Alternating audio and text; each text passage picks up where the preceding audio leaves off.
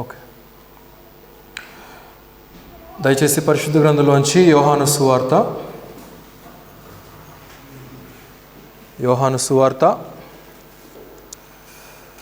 9వ అధ్యాయము 35వ వచనం.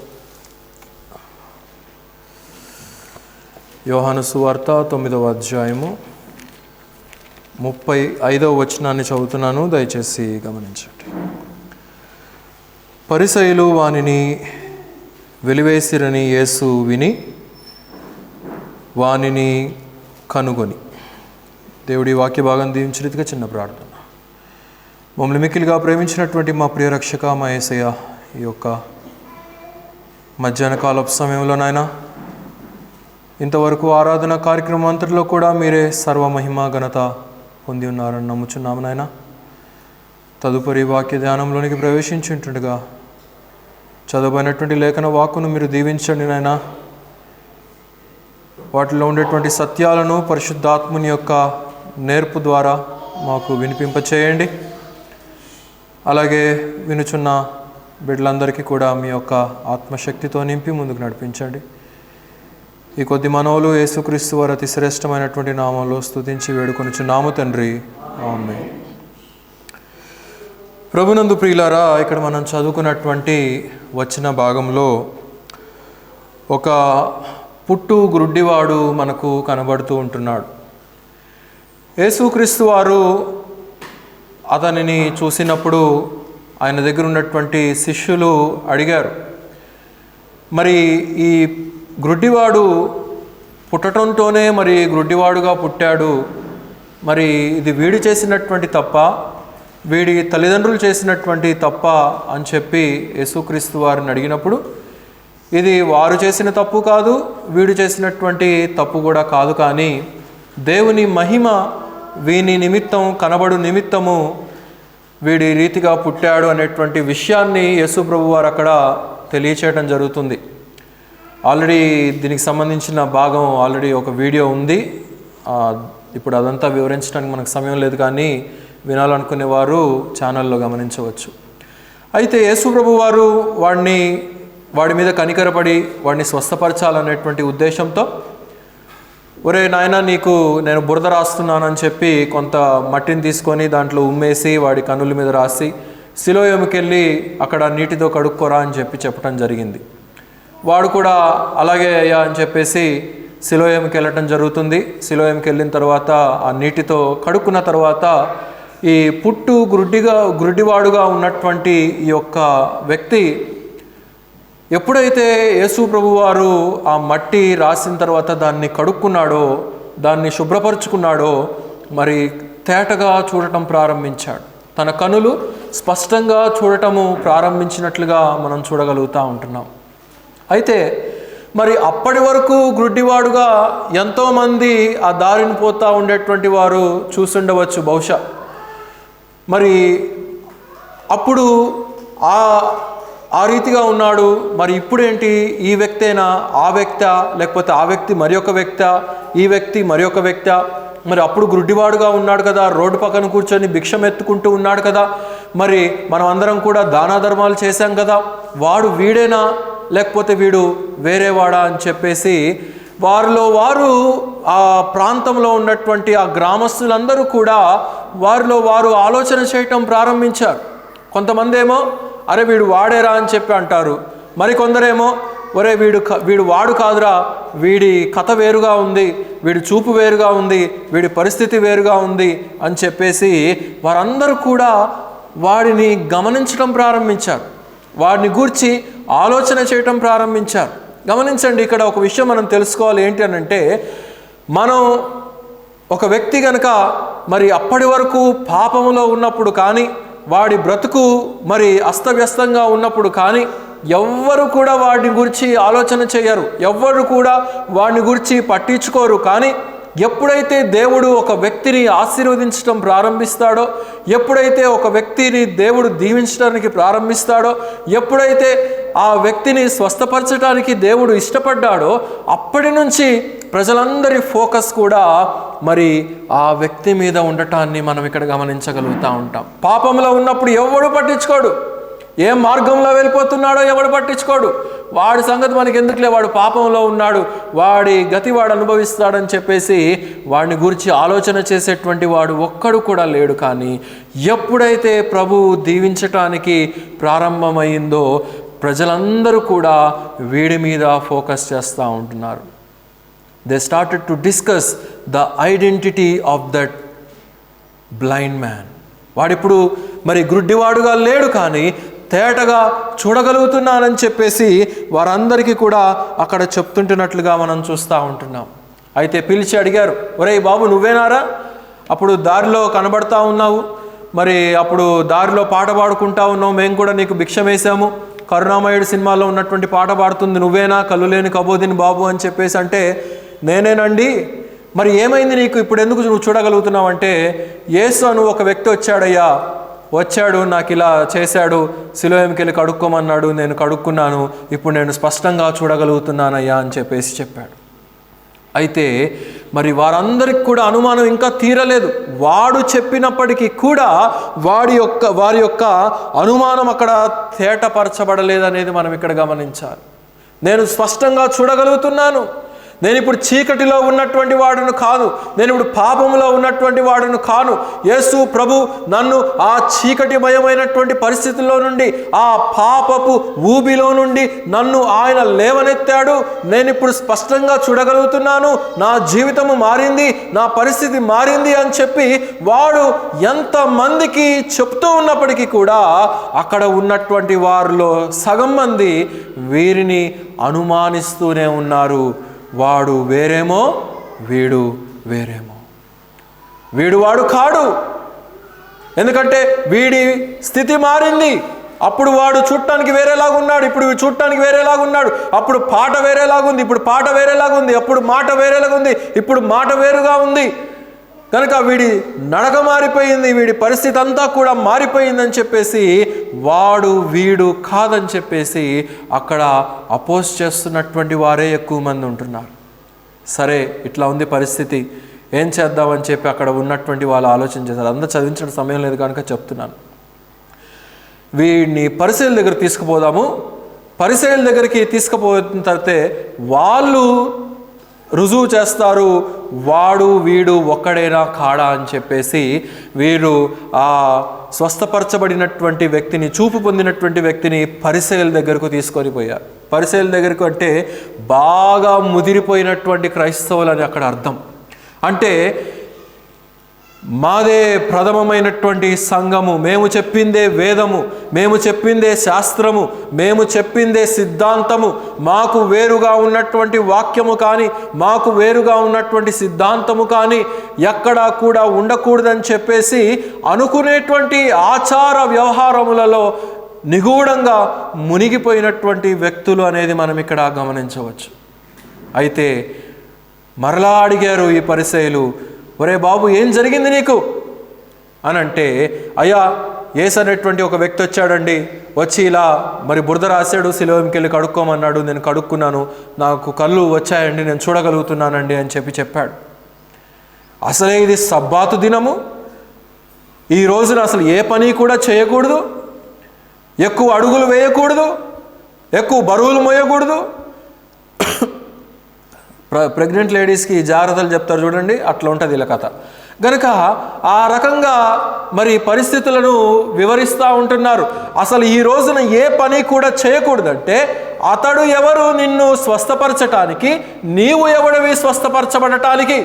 అంటే అతడు పాపియే, నీవు కూడా పాపివే అని చెప్పి వీరు లెక్కగడుతుంటున్నట్లుగా ఇక్కడ మనం గమనించగలుగుతూ ఉంటున్నాం.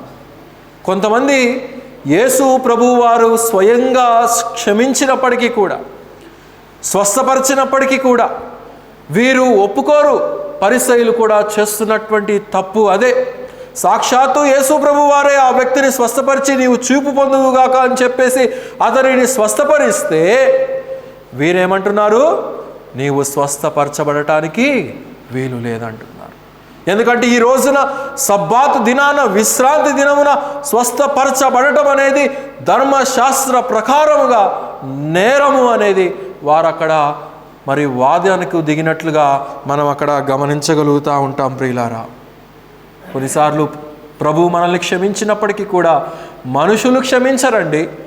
మనుషులు సంవత్సరాలు సంవత్సరాలు సంవత్సరాలు సంవత్సరాలు అదే విషయాలను వాటినే గుర్తుపెట్టుకుంటూ ఉంటారు.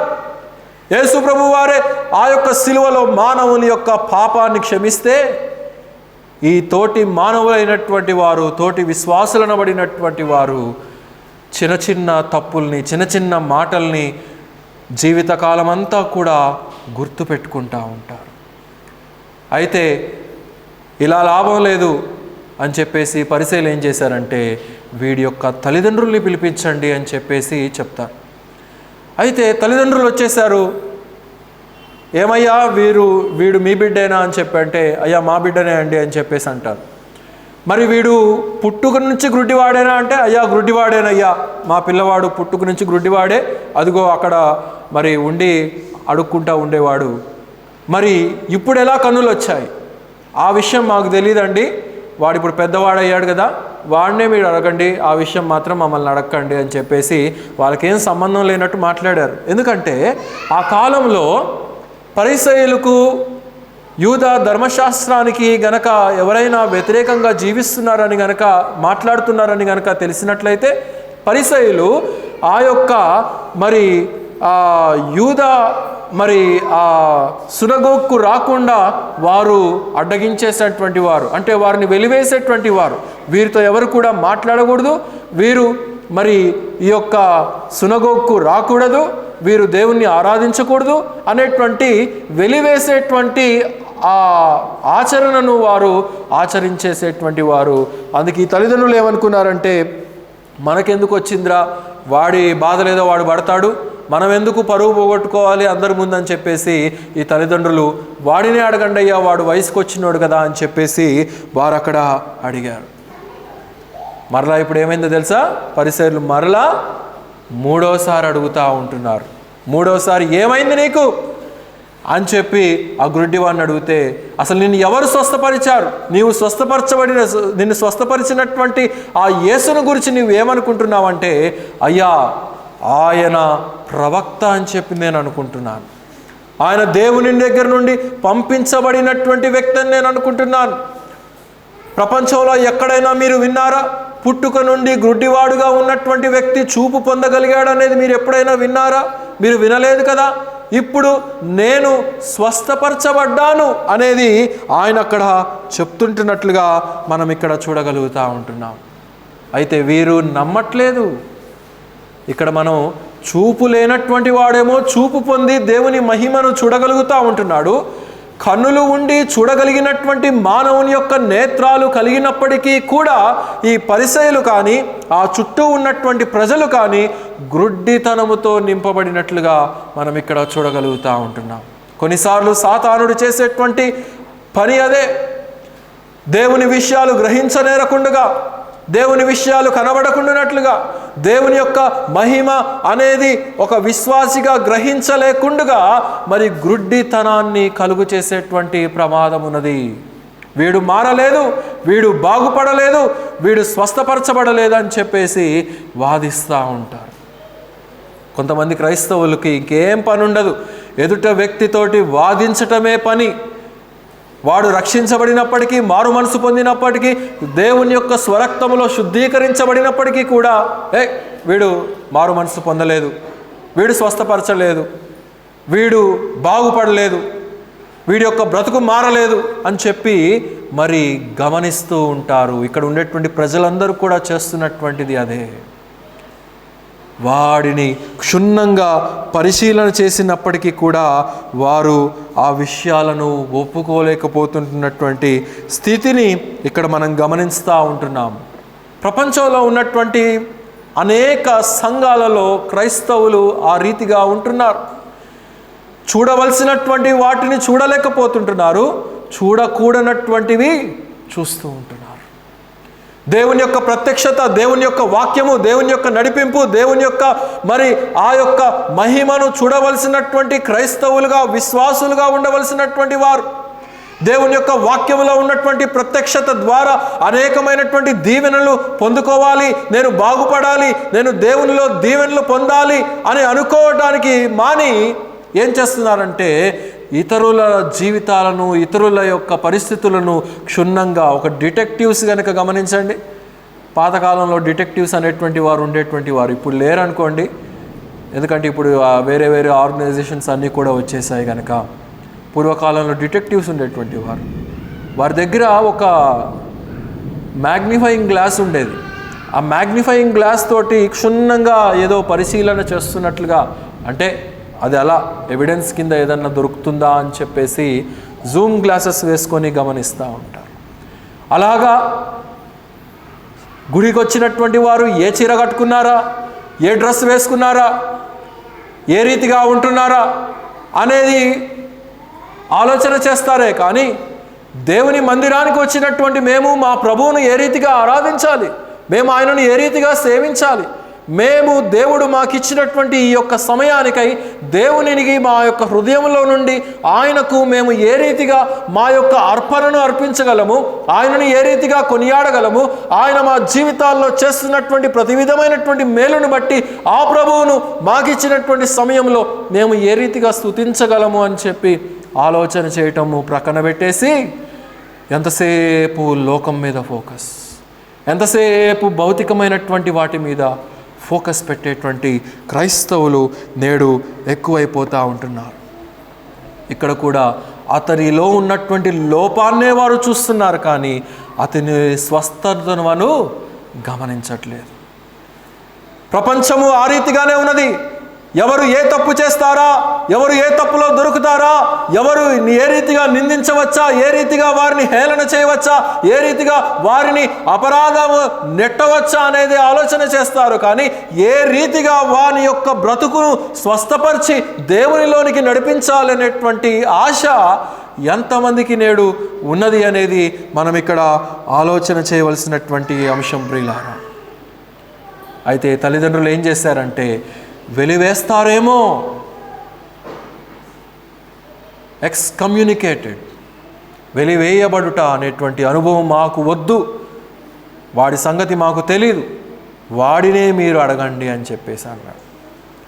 గమనించండి 22 చదవండి, దగ్గరున్నవారు ఎవరైనా చదవండి. సరే నేను చదువుతాను. 9:22 చూస్తే, వాని తల్లిదండ్రులు యూదులకు భయపడి అలాగూ చెప్పిరి, ఎందుకనినా ఆయన క్రీస్తు అని ఎవరైనా ఒప్పుకొనిన ఎడల వానిని సమాజ మందిరములో నుండి వెలివేతుము. కనుక ఈ ఎందుకు వచ్చిన గొడవరా బాబు మనకని చెప్పేసి వాడిని అడగమంటా ఉంటున్నారు. అక్కడ 30వ వచనానికి వచ్చేసరికి మరి ఒకసారి వాడిని అడుగుతూ ఉంటున్నారు, ఏరా ఏ రీతిగా నీవు స్వస్థపరచబడ్డావు అని చెప్పి అడిగితే ఎన్నిసార్లు చెప్పాలి మీకు అని అడగటం ప్రారంభించాడు. వీడికి విసుకొచ్చేసింది. చిన్నపిల్లలు గమనించండి, 1-2 సార్లు మనం ఏదన్నా అంటే ఇక వాళ్ళు 3వసారికి విసుక్కుంటూ ఉంటారు. ఎన్నిసార్లు అడుగుతావు, ఎన్నిసార్లు చెప్పాలి నీకు అని చెప్పి. మావాడు కూడా అంతే, ఏదో ముచ్చట చెప్తాడు, నాకు అర్థం కాదు, ఏందిరా అని అంటే ఎన్నిసార్లు చెప్పాలి నీకు వినిపించలేదా నేను చెప్పింది అని అంటాడు. కనుక ఇక్కడ కూడా వాడు అదే పని చేస్తున్నాడు. అయితే వీడు ఇంకొక పని చేశాడు. ఏంటో తెలుసా? వీడు ఉపదేశించటం ప్రారంభించేశాడు. పరిసయ్యులకు ఎన్నిసార్లు చెప్పాలి మీకు, ఒకసారి చెప్తే అర్థం కాదా అని చెప్పేసి వీడేం చేశాడంటే, పాపుల మనవి దేవుడు ఆలకించడని నాకు తెలుసు, అయితే దైవభక్తి కలిగినటువంటి వారి యొక్క మొరను దేవుడు ఆలకించి స్వస్థపరుస్తాడని, బాగుపరుస్తాడని నాకు తెలుసు. ఈ విషయం మీకు తెలియదా? పరిసయ్యులుగా ఉంటున్నారు, ఆయనను నేను ప్రవక్తగా నేను ఒప్పుకుంటున్నాను, ఆయనను దేవుని నుండి పంపించబడినటువంటి యేసు ప్రభువు అని చెప్పి నేను ఒప్పుకుంటున్నాను. ఈ విషయం మీకు ఎన్నిసార్లు చెప్పినా కానీ మరలా నన్ను ఇదే విషయం అడుగుతున్నారేంది అని చెప్పేసి వాడు విసుక్కొని అక్కడ వారందరికీ కూడా బోధ చేయటం ప్రారంభించేసినట్లుగా ఇక్కడ మనం గమనించగలుగుతూ ఉంటున్నాం. గనుక దేవుని యొక్క కనువిప్పు, అతని యొక్క జీవితము వెలిగించబడుట ద్వారా, అతని యొక్క శరీరపు కన్నులు వెలిగించబడుట ద్వారా అతని యొక్క ఆత్మీయత కూడా వికసించబడింది అనేది మనం ఇక్కడ గమనించాలి. ఆ కేవలం భౌతికమైనటువంటి కళ్ళు మాత్రమే కాదు బాగుపరచబడింది, అతడు దేవుని యొక్క ఆత్మీయమైనటువంటి సత్యాన్ని గుర్తించగలిగాడు. దేవుడెవరో గుర్తించగలిగాడు. యేసు ప్రభు ఎవరో గుర్తించగలిగారు. ఆయన యొక్క శక్తి ఏంటో గ్రహించగలిగాడు, ఆయన యొక్క మహిమ ఏంటో గ్రహించగలిగాడు. అందుకే ఆ విషయాన్ని అక్కడ తెలియచేస్తుంటున్నట్లుగా మనం చూడగలుగుతూ ఉంటున్నాం. అనేక సంవత్సరాలు అయినప్పటికీ, అనేక పరిస్థితుల్లో ఉన్నప్పటికీ, రక్షించబడినప్పటికీ, బాప్తిజం పొందినప్పటికీ, మారు మనసు పొందినప్పటికీ, సంఘంలో నాటబడినప్పటికీ కూడా కొన్నిసార్లు అనేక మంది దేవుని యొక్క మహిమను గ్రహించలేనటువంటి వారుగా ఉంటున్నారేమో. ఈ వ్యక్తి దగ్గర నుండి మనం నేర్చుకోవచ్చు. పరిసయ్యులకే బోధించగలిగినటువంటి అనుభవాన్ని దేవుడు వారి యొక్క హృదయములో ఆ యొక్క ఆత్మీయ కనువిప్పును కలుగు చేసినట్లుగా ఇక్కడ మనం గ్రహించగలుగుతూ ఉంటున్నాం ప్రియులారా. అయితే ఇలాగుందా నీ కథ అని చెప్పేసి వారికి విసుగొచ్చేసి, ఇంకా వీడితో లాభం లేదు, వీడినిక వెలివేస్తున్నాము అని చెప్పేసి దే ఎక్స్కమ్యూనికేటెడ్ దట్ పర్సన్.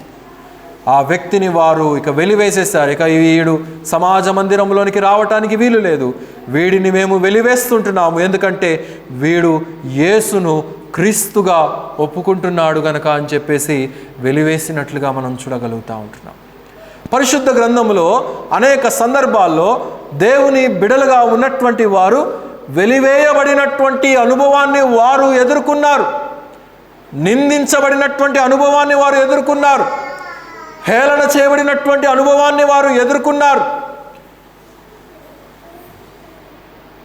ఆదికాండము 16వ అధ్యాయంలో మనం గమనించగలిగినప్పుడు, చదవనక్కర్లేదు కానీ, అక్కడ సారాకు ఒక బ్రహ్మాండమైనటువంటి ఐడియా వచ్చింది. మంచి ఐడియా కాదులేండి, చెడ్డ ఐడియానే. ఏంటి అని అంటే, అబ్రహామును పిలిచింది. ఒరే బాబు, నువ్వు ఎట్లానో ముసలోడు అయిపోయావు, నాకెట్లానో పిల్లలు కలగట్లేదు, నువ్వు ఒక పని చేయి, ఐగుప్తు నుండి మనము మరి దాసిని పట్టుకొచ్చాం కదా, పనిదాన్ని పట్టుకొచ్చాం కదా హాగరును, నీవు ఆమెతో వెళ్ళు, ఒకవేళ అట్లయినా కానీ పిల్లలు కలుగుతారేమో, కనీసం ఒక దత్తుడు పుట్టాడు, మనకు పిల్లలు ఎట్లానో లేరు, మరి దత్తత్వం అన్నా తీసుకుందాము వాడిని అని చెప్పేసి ఒక రాంగ్ ఐడియా ఇచ్చింది. ఈ అబ్రహాం గారు కూడా డూడు బసం అని చెప్పి తలూపాడు.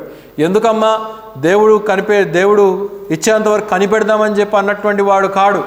ఈ సారా ఇచ్చినటువంటి పనికి మాలినటువంటి ఐడియా వలన ఆ హాగరుతో వెళ్ళాడు. అయితే హాగరు కొన్నాళ్లకు గర్భం దాల్చింది. గర్భం దాల్చింది మొదలుకొని తన యజమానులైనటువంటి సారాను పట్టుకొని, అదిగో నీకు చూసావా పిల్లలు లేరు, నీవు చూసుకున్నావా, నీ సంగతి చూసుకున్నావా, నీ గతి చూసుకున్నావా, నువ్వు గొడ్రాలుగా ఉంటున్నావు, నాకేమో గర్భం వచ్చింది అని చెప్పి రోజు ఒక కవిత్వాన్ని ప్రారంభించేసేది. సారా ఏమి లాభం, గొప్ప ధనికురాలైనా కానీ ఏమి లాభం, గొడ్రాలు. అనేక మంది పనివారున్నా కానీ ఏం లాభం, గొడ్రాలు. గొప్ప ఆస్తి ఉన్నప్పటికీ కానీ ఏం లాభం, ఆ ఆస్తిని అనుభవించడానికి ఒక వారసుడు కూడా లేడు, గొడ్రాలు అని చెప్పేసి రోజు ఇదే తంతుండేది. సారా తన దాసి యొక్క కన్నుల ఎదుట నీచమైనటువంటి దానిలాగా కనబడింది. దానికి కారణం ఏంటంటే పిల్లలు లేకపోవటం వలన, గొడ్రాలు తనముగా ఉండటం వలన తన దాసి కన్నుల దగ్గర సారా స్థితి ఏమైపోయింది, ఇప్పుడు యజమానురాలుగా లేదు, పడిపోయింది స్థితి. భౌతికంగా యజమానురాలుగానే ఉన్నప్పటికీ కూడా సారా హాగరు యొక్క దృష్టిలో మరి నీచమైనటువంటి దానిలాగా మారిపోయింది. హేగర్ స్టార్టెడ్ టు డెస్పైజ్ సారా.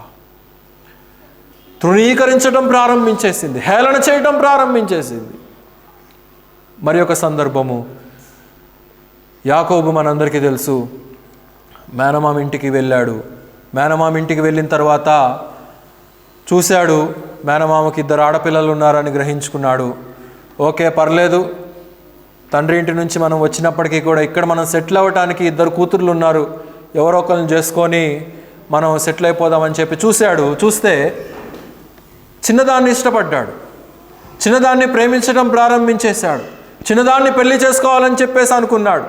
వెళ్ళాడు మేనమామ దగ్గరికి, మేనమామ మరి నాకు చిన్నదాన్ని ఇస్తావా, ఎరా నీకు చిన్నది కావాలా, రాహేలే కావాలా, అవును మామ నాకు రాహేలే కావాలి, సరే మరి నువ్వు నాకు పని చెయ్యి, 7 సంవత్సరాలు నాకు పని చెయ్యి, నాకు పని చేస్తే, నువ్వు నాకు కొలువు చేస్తే నేను చిన్నదాన్ని ఇచ్చి నీకు పెళ్లి చేస్తాను పో అన్నాడు. సరే, ఆ రీతిగానే యాకోబు ఒప్పుకున్నాడు. యాకోబు పని చేశాడు. పని చేసిన తర్వాత తీరా రాహేలును పెళ్లి చేసుకునేటువంటి గడియ వచ్చినప్పుడు, ఒరే బాబు, మాకొక ఆచారం ఉంది. ఏంటి అంటే, పెళ్ళి జరిగేటప్పుడు కరెంట్ ఉండకూడదు, లైట్లన్నీ కూడా, దీపాలన్నీ కూడా ఆఫ్ చేసేసి మరి పెళ్ళి జరుగుతుంది అని చెప్పేసి అన్నాడు. ఓహో, మీ ఆచారం అలా ఉందా, సరే పర్లేదు అని చెప్పేసి అన్నాడు యాకోబు. యాకోబు ఆ రీతిగా చెప్పి కరెక్ట్గా తాళి కట్టే సమయానికి, కొంతమందికి తాళి పిచ్చి ఒకటి ఉంటుంది క్రైస్తవులకి. దేవునిలో ఉన్నామంటారు, విశ్వాసులంగా ఉన్నామంటారు, అన్ని ఆచారాలు, తాళిని కట్టేస్తూ ఉంటారు. మీలో చాలామందికి తెలుసు, నా వివాహానికి అందరూ వచ్చారు కదా, నా వివాహం మాత్రము ఎలాంటి తాళి, అసలు చాలా సంబంధాలు నాకు తాళికాడే పోయాయి. చాలా సంబంధాలు అంటే ఎక్కువేం లేదులేండి, ఒక 4-5 పెళ్లి చూపుల కంటే నేను ఎక్కువ పోలేదు, కానీ ఎక్కువ అమ్మాయిలు చూడలేదు. కానీ అందరూ కూడా తాళి దగ్గరే, లేదండి మేము తాళి కట్టాలి, లేదండి మేము తాళి కట్టాలి, మా అమ్మాయికి మీ అబ్బాయి తాళి కట్టాలి, అట్లయితేనే పెళ్ళి. వీళ్ళు తాళిని గురించి ఎలాంటి ప్రస్తావన తేలేదు కాబట్టి వీళ్ళ సంబంధం నచ్చి ఏకీభవించడం జరిగింది. సరే, కరెంటు పోయింది. ఈ మేనమామ ఏం చేశాడంటే పెళ్లి కూతుర్ని మార్చేశాడు. చిన్నదాని ప్లేస్లో పెద్దదాన్ని పంపించేశాడు. రాహేలు నువ్వు పెళ్లి చేసుకోవలసినటువంటి యాకోబు ఎవరిని పెళ్లి చేసుకున్నాడు? ఎవరిని పెళ్లి చేసుకున్నాడు? లేయాను పెళ్లి చేసుకున్నట్లుగా మనం చూడగలుగుతూ ఉంటున్నాం. సరే వెళ్ళండిరా మీరని చెప్పాడు. తెల్లారిన తర్వాత యాకోబు గుండె జడేల్మని జారిపోయింది. ఎందుకో తెలుసా? ఏవే నా కళ్ళు చూడని ఉంటాడు. ఏమమ్మా నీ సౌందర్యాన్ని ఒకసారి చూడాలి, ఒక్కసారి నా కళ్ళు తిరుగమ్మా అనేసరికి అయిపోయింది యాకోబు కథ. ఏమైపోయింది? మేనమామ మోసం చేశాడని గ్రహించాడు. మేనమామ ఏంటి నా గతి ఇలా చేసావు నువ్వు అని చెప్తే, ఏమో నాకు తెలియదు, నీకు చిన్నది కావాలా, మరి ఇంకో 7 సంవత్సరాలు నాకు పని చేయి, నీకు చిన్నదాన్ని ఇచ్చి పెళ్లి చేస్తాను, రాహేల్ని ఇచ్చి పెళ్లి చేస్తానని చెప్పేసి అన్నాడు. మరలా ప్రేమించాడు గనక యాకోబు ప్రేమలో నిజాయితీ ఉంది. ఈ పెళ్ళిళ్ళ సందర్భం వచ్చింది కనుక చెప్తున్నాను. ఎవరిని పడితే వారు క్రైస్తవ మర్యాదలో, క్రైస్తవ కుటుంబాల్లో, విశ్వాసుల యొక్క కుటుంబాల్లో ఉన్నప్పుడు ఎవరిని పడితే వారిని ప్రేమించకండి.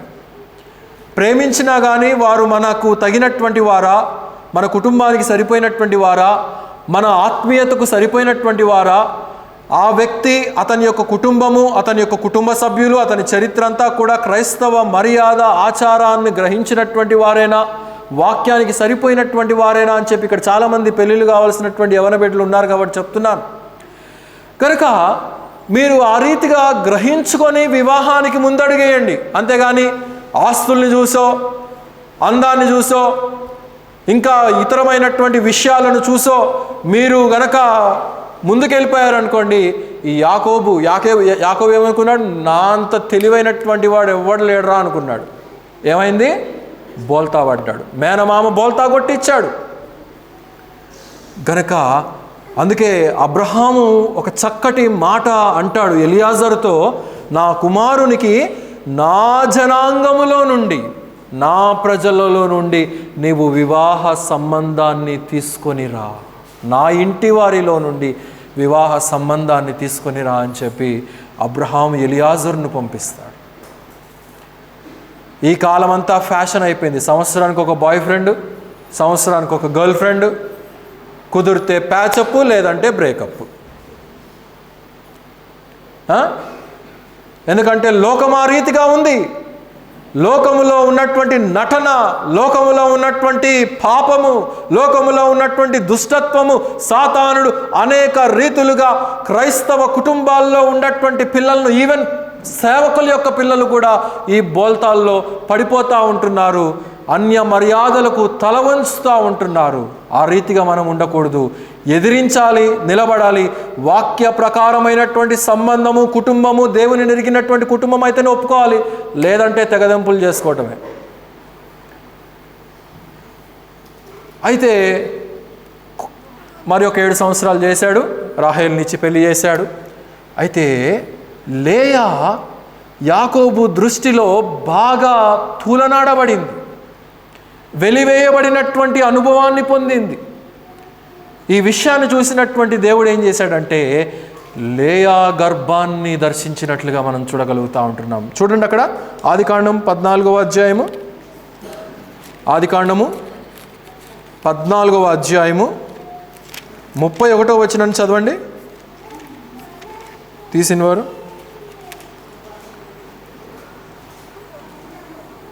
ఆదికాండము 16వ అధ్యాయము, క్షమించండి, ఆదికాండం 29వ అధ్యాయం, ఆదికాండం 29:31. లేయా ద్వేషించబడుట యెహోవా చూచి ఆమె గర్భము తెరిచెను, రాహేలు గొడ్రాలయుండెను. లేయా గర్భవతి అయి కుమారుని కని యెహోవా నా శ్రమ చూచి ఉన్నాడు గనుక నా పెనిమిటి నన్ను ప్రేమించును కదా అనుకొనెను. అంటే దీన్ని బట్టి మనకేమర్థమవుతుంది? లేయా భర్త దగ్గర ద్వేషించబడింది.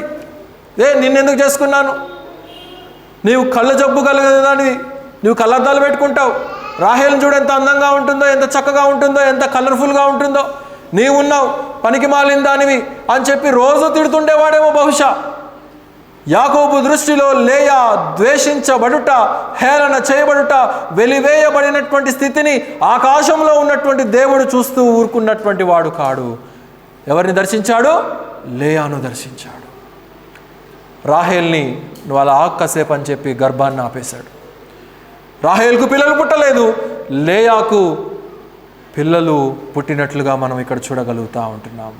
గమనించండి ప్రభునందు ప్రియులారా, ఎప్పుడైతే అత్యధికంగా మనము హేళన చేయబడతామో, ఎప్పుడైతే మనం వెలివేయబడినటువంటి అనుభవంలోనికి మనం వెళ్తామో ఇతర వ్యక్తుల ద్వారా, దేవుడు ఖచ్చితంగా మనల్ని ఆదరిస్తాడనేది మనం ఇక్కడ నమ్మాలి. మనుషులు తూలనాడవచ్చు, మనుషులు హేళన చేయవచ్చు, మనుషులు అపహాస్యము చేయవచ్చు, కానీ మన ప్రభువు మాత్రం మనల్ని అపహాస్యము చేసేటువంటి వాడు కాడు. మానవుల యొక్క దృష్టిలో మన విలువ తగ్గిపోవచ్చు, కానీ దేవుని దృష్టిలో మన విలువ ఎప్పుడూ కూడా ఉన్నతమైనటువంటిదే. ఆయన మనల్ని అపహసించేవాడు కాడు, మనల్ని ప్రేమించేటువంటి వాడు, మనల్ని ఆదరించేటువంటి వాడు, మనల్ని తన కృపా వాత్సల్యతతో నింపేటువంటి వాడు. అందుకే కదా పాపాత్మూలమైనటువంటి మనల్ని ఆయన తూలనాడలేదు. మీరు నా సన్నిధికి రాకండి అని చెప్పి ఆయన అన్నటువంటి వాడు కాడు. ఇదిగో మీరు నా సన్నిధికి వచ్చేలాగున నా ప్రాణాన్ని ఆ యొక్క సిలువలో మీ కొరకు నేను వెలగా అర్పిస్తూ ఉంటున్నాను. మీరు నా సహవాసము కలిగి ఉండాలి, మీరు నా ప్రేమను అనుభవించాలి, మీరు నా కనికరాన్ని పొందుకోవాలి అని చెప్పి మన మీద జాలిపడి మనల్ని వెలివేసినటువంటి అనుభవంలో నుండి ఎక్కడికి తెచ్చాడు? హత్తుకున్నటువంటి అనుభవంలోనికి దేవుడు తెచ్చాడు. ఏదేను వనము నుండి వెలివేయబడినటువంటి వారిని మరలా దేవుని సన్నిధికి వచ్చి దేవుని సహవాసము, దేవుని దీవెన పొందుకునేటువంటి వారముగా, అబ్రహాము ఆశీర్వాదము, దేవుని యొక్క వాగ్దానాలు అన్నీ కూడా మనం పొందుకునేటువంటి కృపను దేవుడు మనకు అనుగ్రహిస్తున్నట్లుగా మనం చూడగలుగుతూ ఉంటున్నాం. అయితే ఇక్కడ రండి, యోహాను సువార్తలో ఏమవుతుందో. ఈ వ్యక్తిని పాపం వెలివేశారు పరిసయ్యులందరూ కలిసి, తల్లిదండ్రులు కూడా ఏం పట్టించుకోలేదు, వారి పరిస్థితిని వారు గమనించుకున్నారు. యోహాను సువార్త 9వ అధ్యాయము 35వ వచనం మనం చూసినప్పుడు, పరిసయ్యులు వానిని వెలివేసిరని యేసు విని వానిని కనుగొనెను. ఎక్కడికి వచ్చాడండి? వెలివేయబడినటువంటి వ్యక్తి దగ్గరికి ఆయన వచ్చాడు. కనుగొన్నట్లుగా మనం చూడగలుగుతూ ఉంటున్నాం. ఎక్కడ ఉంటాం? పాపం ఒంటరిగా కూర్చున్నాడే, అందరూ కూడా వెలివేశారే, చుట్టూ ఉన్నటువంటి ప్రజలు వెలివేశారు, రక్త సంబంధికులు వెలివేశారు, నీవు మా దగ్గర ఉండవద్దు, వెళ్ళిపోయి ఇక్కడి నుంచి అని చెప్పి హేళన చేసి మాట్లాడారు. కానీ దేవుడు మాత్రం విడిచిపెట్టేటువంటి వాడు కాడు. వెతుక్కుంటూ ఆయన దగ్గరికి వచ్చాడంట. కనుగొని ఏమంటున్నాడు గమనించండి. నీవు దేవుని కుమారుని యందు విశ్వసించుచున్నావా అని అడిగాను. అందుకు వాడు, ప్రభువా, నేను ఆయన యందు విశ్వసించుటకు ఆయన ఎవడని అడుగగా, యేసు, నీవు ఆయనను చూచుచూ ఉన్నావు, నీతో మాట్లాడుచున్నవాడు ఆయనే అనెను. అంతటా వాడు ఏమంటున్నాడు గమనించండి. 38లో, ప్రభువా, నేను విశ్వసించుచూ ఉన్నానని చెప్పి ఆయనకు మ్రొక్కెను అని ఇక్కడ మనం చూడగలుగుతూ ఉంటున్నాం.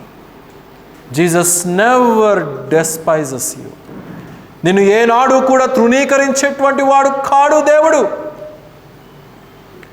అందుకే ఒక పాట కూడా ఉంది కదా, నీకెవరు లేరని ఏమీ చేయలేదని అన్నారా నిన్ను అవమానపరచారా, నీ బ్రతుకు ఇంతేనని తలరాత మారదని అన్నారా నిన్ను నిరాశపరచారా, నేనున్నానన్నా యేసు మాటను మరిచావా, మారాను మధురంగా మార్చేను చూస్తావా, నేనున్నానన్నా యేసు మాటను మరిచావా, కన్నీరు నాట్యంగా మార్చేను చూస్తావా, కన్నీరేలమ్మా కరుణించు యేసు నిన్ను విడువబోడమ్మా, కలవరపడకమ్మా కరుణించు యేసు నిన్ను విడువబోడమ్మా.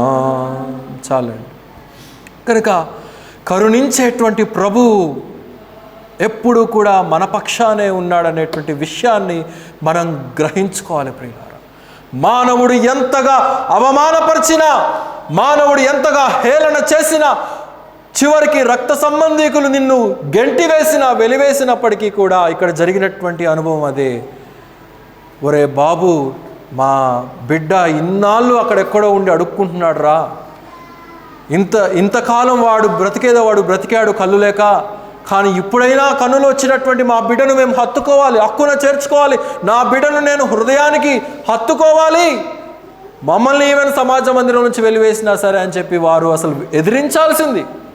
తల్లిదండ్రులుగా బిడ్డ పక్షాన నిలబడవలసినటువంటి వారు తల్లిదండ్రులే తిరుగుబాటు చేసి హేళన చేసి అవమానపరుస్తున్నట్లుగా మనం ఇక్కడ చూడవచ్చు. మాకు తెలియదు వాడి సంగతి ఏందో వాడే చూసుకుంటాడని చెప్పేసి అన్నారు. అయితే దేవుడు అంటా ఉన్నాడు, నేను ఉన్నాను నీ పక్షమున. నెహెమ్యా గ్రంథము 2వ అధ్యాయం 19వ వచనంలో నెహెమ్యా ప్రాకారాలు కట్టడానికి వెళ్ళినప్పుడు అక్కడ ఉన్నటువంటి వ్యక్తులు సన్బలట్ అని ఒక వ్యక్తి, టోబియా అనబడినటువంటి ఒక వ్యక్తి, ఇంకొకడు ఉన్నాడు అరేబియా వాడైనటువంటి గెషము అనబడినటువంటి ఒక వ్యక్తి. వీళ్ళందరూ ఏం చేశారంటే, ఒరే బాబు చూడండి రా వచ్చాడు, ప్రాకారాలు కట్టడానికి వచ్చాడంట, వీడు కట్టేటువంటి ప్రాకారాలు నిలుస్తాయా అని చెప్పేసి హేళన చేశారు. They love to scan and despise Nehemiah. కానీ అదే గ్రంథంలో నెహెమ్యా ఒక చక్కటి మాట అంటాడు. త్రిప్పి చదవండి ఎవరైనా. నెహెమ్యా గ్రంథం 4:4. నెహెమ్యా గ్రంథము 4వ అధ్యాయము 4వ వచనం గట్టిగా చదవాలి. నా దేవా ఆలకించుము, మేము తిరస్కారము నొందిన వారము,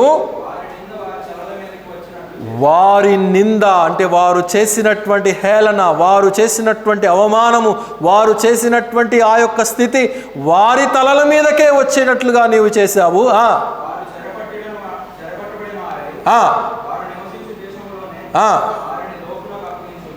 గనుక వారిని దేవుడు ఏం చేశాడంటే, ఎవరినైతే నిందించాడో ఆ నిందించినటువంటి వ్యక్తుల మీదే ఆ నిందలు వచ్చినట్లుగా చేశాడు. వారి యొక్క తీర్పును వారే తీర్చుకున్నట్లుగా, వారి నోట నుండి వచ్చినటువంటి మాట వారి జీవితాలకే పలకబడినట్లుగా మనం ఇక్కడ గ్రహించగలుగుతూ ఉంటున్నాం ప్రియులారా. అలాగైతే దేవుని పక్షాన ఉన్నటువంటి విశ్వాసిని, దేవుని బిడ్డగా ఉన్నటువంటి నిన్ను, దేవుని స్వరక్తములో శుద్ధీకరించబడినటువంటి మనలను తూలనాడగలిగినటువంటి శక్తి సాతానుకి కానీ వాడి యొక్క సైన్యానికి కానీ ఏ మానవునికి కానీ లేదు. ఎందుకంటే మనము దేవునిలో దాచపట్టబడి ఉన్నాం. దేవుని దగ్గర మన విలువ అత్యంత విలువైనటువంటిది అనేటువంటి విషయాన్ని మనం ఇక్కడ గుర్తించాలి. చివరిగా మత్తయి సువార్త 5వ అధ్యాయం 10వ వచనం చదవండి. మత్తయి సువార్త 5వ అధ్యాయము 10వ వచనం.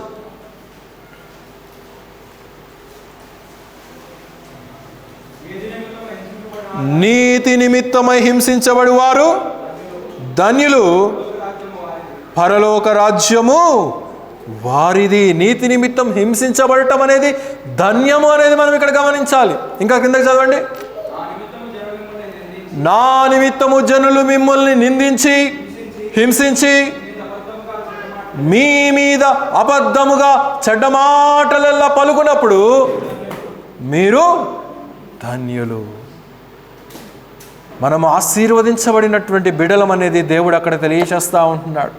నీతిమంతులుగా మీరు ఉన్నారు కనుక పరలోక రాజ్యము మీది. జనులు మిమ్మల్ని అబద్ధములెల్లా పలికి హింసిస్తారు, కానీ మాటలెల్లా పలికి హింసిస్తారు. చివరికి గెంటేసినటువంటి వెలివేయబడినటువంటి అనుభవంలోనికి మీరు వచ్చినా కానీ భయపడనక్కర్లేదు. మీ బహుమానం, అక్కడ అంటాడు, పరలోక రాజ్యంలో మీ బహుమానము అత్యధికమవుతుంది. కనుక ఈ లోక పరిస్థితులన్నీ కూడా మనల్ని వెనక్కి లాగినా కానీ మనల్ని చేయి పట్టుకొని ముందుకు లాక్కెళ్ళగలిగి, మనల్ని ఆదరించగలిగి, మన వెన్ను తట్టి మనము ఎక్కడ ఉన్నామో, ఎక్కడ ఒంటరిగా కూర్చొని ఉన్నామో, ఎక్కడ బాధలో ఉన్నామో, ఎక్కడ కన్నీరు కారుస్తున్నామో దానిని సవరించి జీవితాలను నడిపించగలిగినటువంటి శక్తి దేవునికి ఉన్నది. కనుక ఈ మధ్యాహ్న కాలపు సమయంలో అట్టి పరిస్థితులన్నింటినీ కూడా దేవునికి అప్పగిద్దాం. ఆ రీతిగా దేవుడు మనల్ని బలపరిచి ముందుకు కొనసాగున్నట్లుగా దేవుడు ఈ కొద్ది వాక్య భాగాన్ని మనందరి హృదయాల్లో నిండారులుగా దీవించుగాక. అందరూ కూడా తలలు వంచండి. ముగింపు ప్రార్థన. పరమందు ఆసీనుడుగా ఉన్నటువంటి మా ప్రియ రక్షక, మా యేసయ్య, ఈ యొక్క మధ్యాహ్న కాలపు సమయంలో నాయన మా వినికిడిలో చదవబడినటువంటి లేఖన భాగంలో మీరు దీవించి మా హృదయాలకు కావలసినటువంటి మీ జీవము కలిగినటువంటి వాక్యాన్ని మీరు మాకు వినిపింపచేశారయ్యా. అందుని బట్టి ఎంతగానో స్తుతించుచూ ఉంటున్నాం. అలనాడు నాయన పుట్టు గ్రుడ్డిగాడిగా ఉన్నటువంటి ఆ యొక్క వ్యక్తి చేసినటువంటి తప్పేమీ లేదు, కాకపోతే మీ యొక్క మహిమ వాని యందు కనబడినట్లుగా, మీ యొక్క ఆశ్చర్య కార్యం వాని యొక్క జీవితంలో కనబడుతున్నట్లుగా, అందరూ కూడా అద్భుతాన్ని చూడగలిగినట్లుగా మీరు వారిని పుట్టించారు, స్వస్థపరిచారు. కానీ ఆ యొక్క స్వస్థతను గుర్తించలేనటువంటి గ్రుడ్డివారు ఉన్నారు. అందుకే మీరు అంటూ ఉన్నారు, అదిగో చూడగలిగినటువంటి వారు చూడలేనటువంటి వారుగా ఉంటున్నారు, చూడలేనటువంటి వారు చూడగలిగినటువంటి స్థితిలో ఉంటున్నారు అనేది మీ లేఖనాల ద్వారా మేము గ్రహించగలుగుతూ ఉంటున్నాం. అవును నాయనా, లోకము చూడగలిగినటువంటి అనుభవంలో ఉన్నప్పటికీ కూడా కొన్నిసార్లు ఆత్మీయమైనటువంటి కనువిప్పు లేకుండా, గ్రహింపు లేకుండా తూలనాడవచ్చు, హేళన చేయవచ్చు, మాట్లాడవచ్చు, అవమానపరచవచ్చు, చివరికి గెంటి వేసినటువంటి అనుభవంలోనికి ఉండుండవచ్చు. కానీ నాయన, మమ్మల్ని గెంటి వేయనటువంటి వాడవు నీవు ఉన్నావు, మమ్మల్ని వెలివేయనటువంటి వాడవు నీవు ఉన్నావు.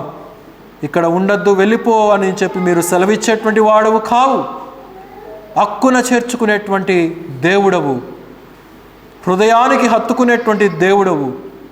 మమ్మల్ని హత్తుకోవటానికే మీరు యొక్క లోకంలోనికి వచ్చారు. హత్తుకోవటం మాత్రమే కాదు, కానీ మీతో యుగయుగాలు ఉండి పరవశించి పరలోక ఆనంద మహాభాగ్యాలను మేము అనుభవించినట్లుగా విశ్వాసులమైనటువంటి మాకు మీరు అనుగ్రహించినటువంటి ఈ మహావాత్సల్యతను బట్టి ఎంతగానో స్తుతించుచూ ఉంటున్నాం. ఈ మధ్యాహ్న కాలపు సమయంలో చేరి వచ్చినటువంటి ప్రియ బిడ్డలందరూ కూడా నిండారులుగా దీవించండి. వాతావరణం అనానుకూలంగా ఉన్నప్పటికీ కూడా ప్రియ బిడ్డలందరూ కూడా నాయన మీ యొక్క మందిరానికి రాగలిగారు. అందును బట్టి రెట్టింపైనటువంటి దీవెనను మీరు కుమ్మరించండి. అలాగే ఈ వారం అంతా కూడా ప్రకటించబడినటువంటి సంఘ కార్యక్రమాలన్నీ కూడా చక్కగా జరగగలుగులాను మీ యొక్క సహాయం అనుగ్రహించండి. వాతావరణ పరిస్థితులను కూడా మీ యొక్క చేతులకు అప్పగిస్తూ ఉంటున్నాం. సమయానికి అనుకూలంగా ప్రతి పరిస్థితిని నడిపించగలిగినటువంటి దేవుడవు నీవు ఉన్నావు కనుక మీరున్నారనేటువంటి ధైర్యంతో మేము ముందు కొనసాగేటువంటి కృపను, నేర్పును, ధన్యతను మాకు దయచేయండి. యూట్యూబ్ లైవ్ ద్వారా కూడా అనేక ప్రాంతాల్లో ఉంటున్నటువంటి మీ ప్రియ బిడ్డలు ఈ కార్యక్రమాలను క్రమం తప్పకుండా వీక్షిస్తూ ఉంటుండగా ఆ బిడ్డలను నిండారులుగా మీరు దీవించండి. మీ యొక్క ఆశీర్వాద దీవెనలతో మీరు కుమ్మరించండి. ఎవరైతే అస్వస్థతతో ఉంటున్నారో, అనారోగ్య సమస్యల్లో ఉంటున్నారో వారిని ఈ మధ్యాహ్న కాలం అందే నాయన మీరు ముట్టండి, స్వస్థపరచండి. మీ గాయపడిన హస్తంతో వారి యొక్క అనారోగ్యాన్ని మీరు సవరించండి. ఏ బాధలో ఉంటున్నారో, ఏ ఇబ్బందుల్లో ఉంటున్నారో కనుగొని ఆ పరిస్థితులను సవరించమని ప్రార్థన చేయించుంటున్నాం. తిరిగి ప్రియ బిడ్డలందరూ కూడా వారి వారి గృహాలకు వెళ్ళవలసి ఉంటుండగా మీ యొక్క క్షేమముతో నింపి ముందుకు దీవించి నడిపించుదురని యేసుక్రీస్తు వారి అతి శ్రేష్టమైనటువంటి నామములో స్తుతించి ప్రార్థించి అడిగి వేడుకొనుచున్నాము తండ్రి. ఆమేన్. మన తండ్రి అయినటువంటి దేవుని యొక్క ప్రేమయు, మన ప్రభువును మన రక్షకుడైనటువంటి యేసుక్రీస్తు వారి యొక్క కృపయు, పరిశుద్ధాత్ముని యొక్క అన్యోన్య సహవాసము సన్నిధి సర్వలోకంలో ఉన్నటువంటి పరిశుద్ధులందరితో పాటు మనకును సదాకాలం తోడైండి నడిపించునుగాక. ఆమేన్. అందరికి వందనాలండి. సెలవు తీసుకుందాం.